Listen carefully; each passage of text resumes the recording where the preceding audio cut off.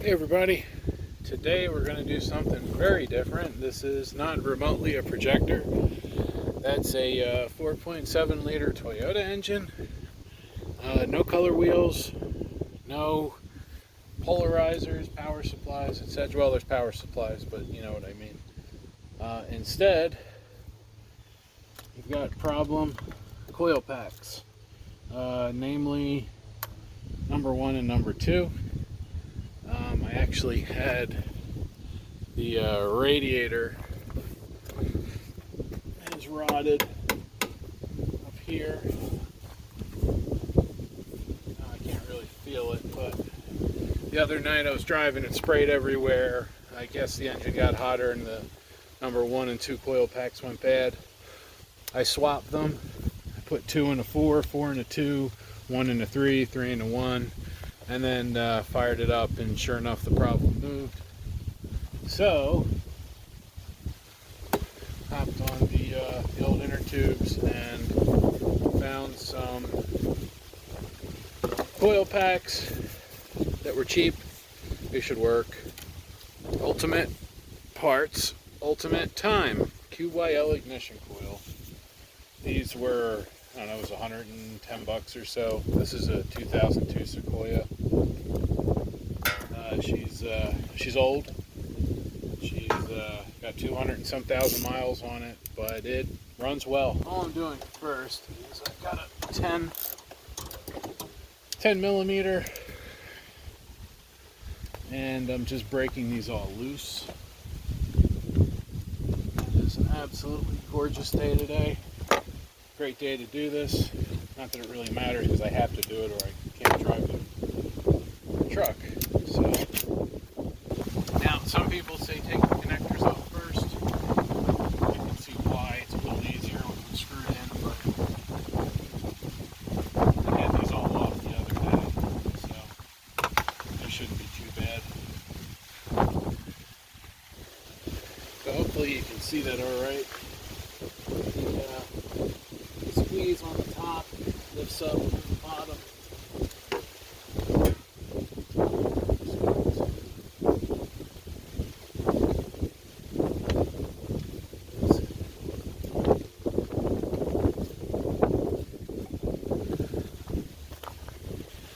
And when that proves to be a pain in the butt, just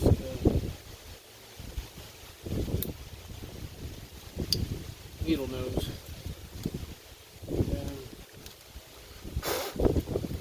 Just so nothing falls down the hole. And there we go. Got that out. Then now I just have to repeat this a few more times.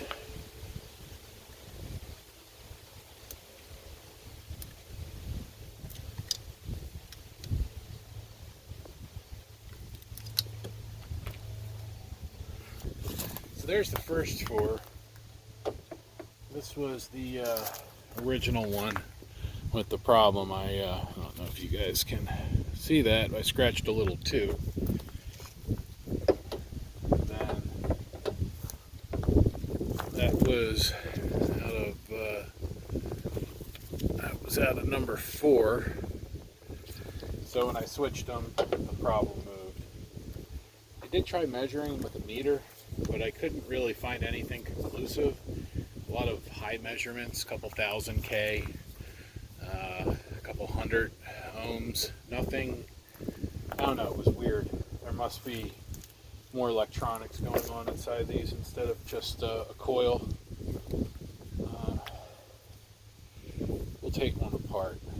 We're going to cut one open at some point. If it's an OEM Toyota, these are probably original. 18 years old. So now I'm going to do the other side. I know having the extension on decreases my torque out of the DeWalt, so we'll see how it does. These two shouldn't be bad. Yeah, those are the 2 I took out the other night. But this one, am I rounding it? I'm probably rounding it, aren't I? Almost.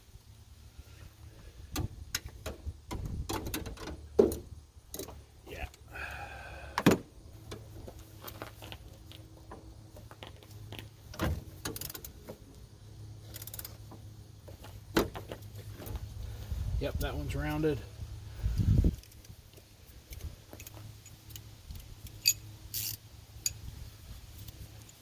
This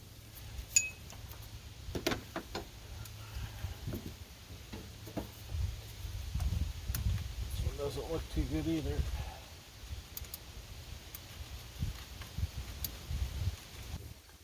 Sometimes it's good to be good. Sometimes it's good to be lucky. This is one of those times where I was lucky. I was able to get enough of a bite. The rust wasn't letting the socket go down all the way. So I was able to get that possibly stripped nut out. I'll clean it up.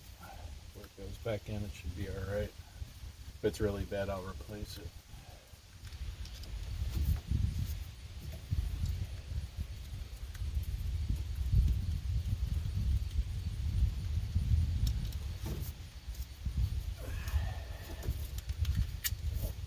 As far as engines to work on, this isn't bad.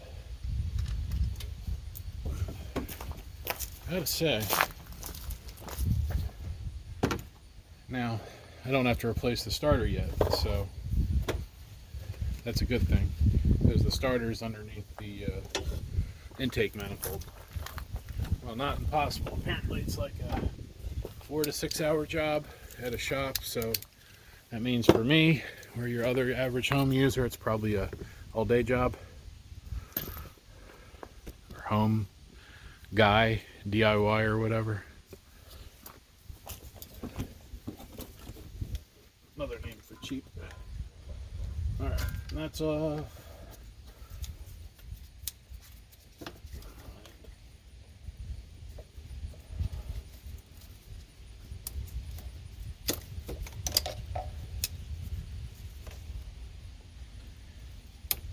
I'll tell you what, mad respect for real mechanics, because wow, and this is fun, but it's because I don't do it every day.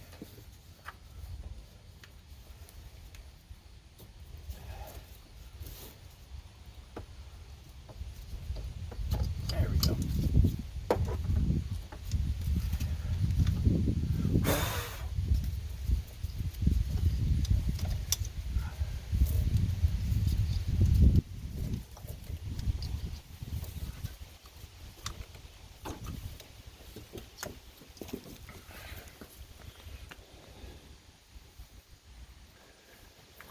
There they all are, all 8 of them. Oops. Gotta make sure these all go back on. These little rubber gaskets, they keep the water and other crud out.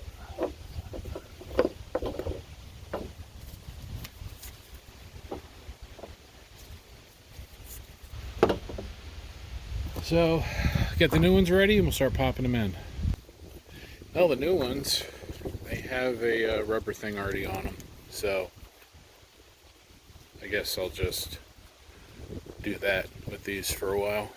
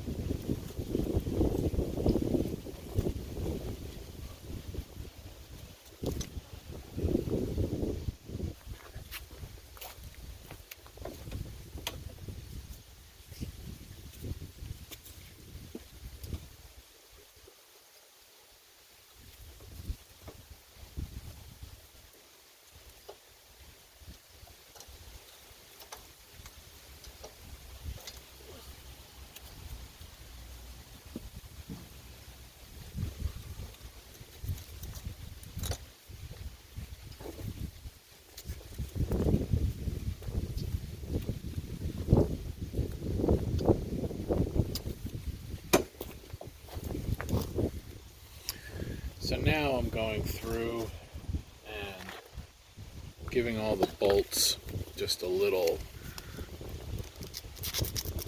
cleanup. Some memory paper, memory cloth here. Just kind of get all that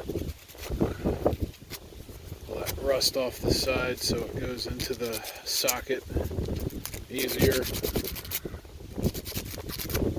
And then I'll probably spray them with some lanolin spray to help protect them in the future. They don't need to be perfect, it's just so that, yeah, see, that feels a lot better. So I'm going to do the other 5 and be right back. And here's the last one. Oh, there it is. So there's 2 that kind of look like that. So I am going to put these in the easy to access areas, since whoever has to take them out next, if somebody has to take them out next, that it's a little easier for them. So let me move the camera, we'll start putting these in.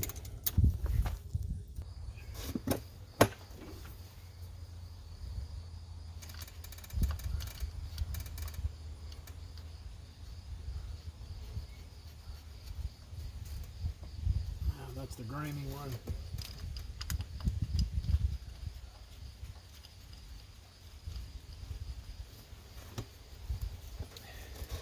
Put some, just a little bit.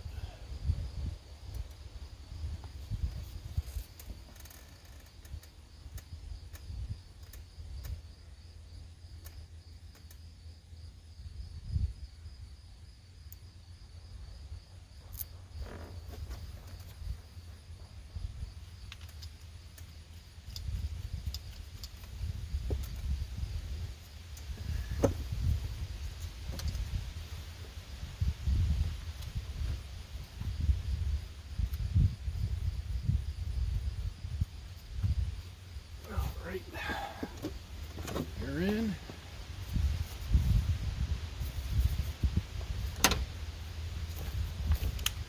we'll get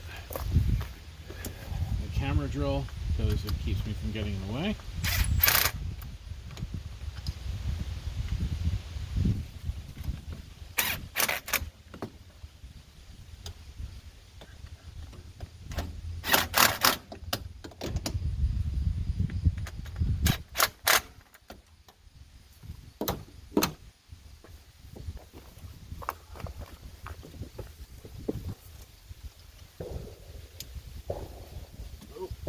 Somebody's having fun.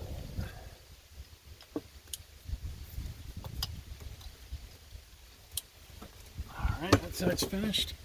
Let's do the other side. Oh, and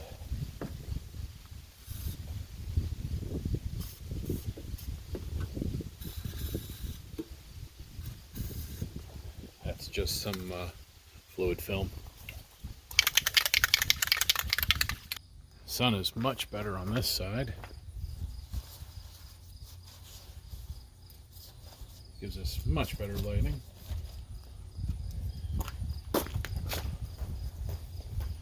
You know, you don't need anti-seize on these, but I've kind of fallen in love with this stuff. Especially after recently taking a lot of fasteners that have been in place for almost 20 years.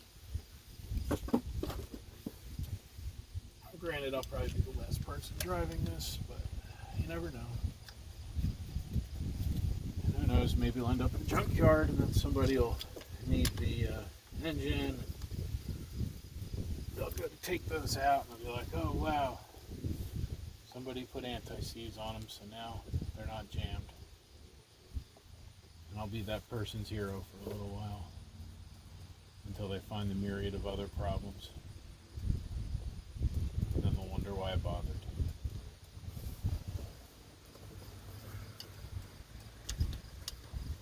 Let's snug them down, and then we'll start it up, and I'll plug those in, and then start it up and clear my codes. Come on, a little more.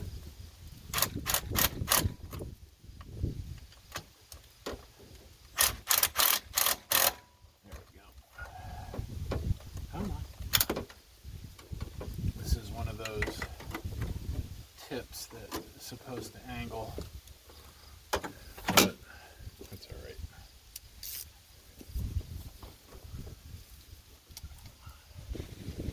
All right. Then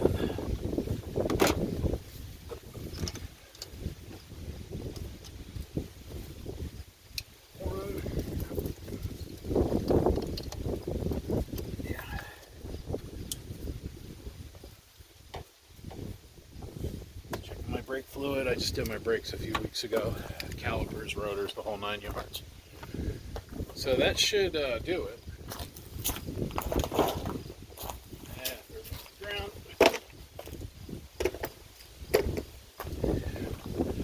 So let's see. All right, I'm gonna start it up. See if it's rattling or what.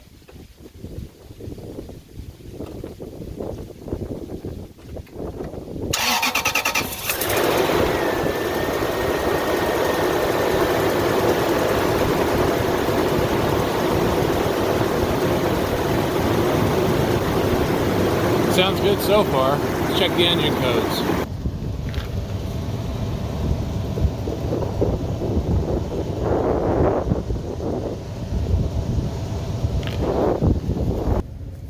All right, let's go to torque.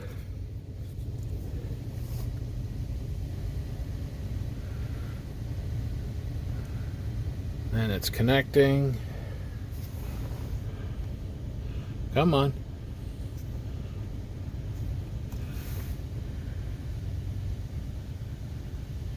It had, pending fault, cylinder 3 misfire. That's old, I think. Oh, I gotta wait for that to finish scanning.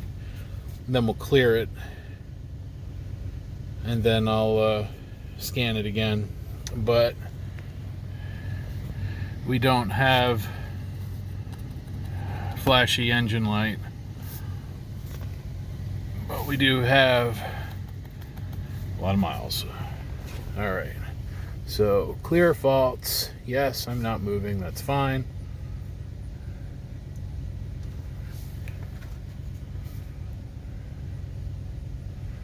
I really need to hook up my front dash cam so I don't have to have that wire hanging there.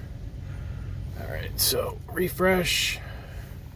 See if it still has a cylinder 3 misfire or not. I hope it doesn't. It shouldn't. I mean, it feels good. The radiator is going to start squirting at some point, but that's fine. Radiator's tomorrow when it shows up. I'm going to pull the old one out today and get it all ready for tomorrow. But let's see, as long as we have no codes here, I think we'll be... Yep, no codes.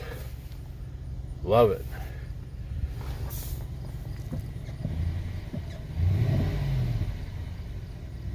Oop. There we are. So I'm going to call that good. Oil pressure looks good. RPMs are good. Obviously I'm not moving. Voltage and gas, etc. But more importantly, torque says we're happy. Let's see, real-time info.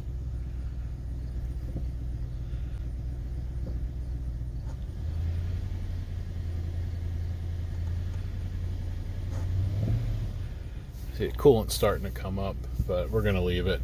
So yeah, so there you go. There's how to replace the coil packs on a 2002 Toyota Sequoia, also applicable to a Tundra, so possibly a 4Runner, I don't know. Definitely the Tundra and the Sequoia though. So as always, thank you for watching.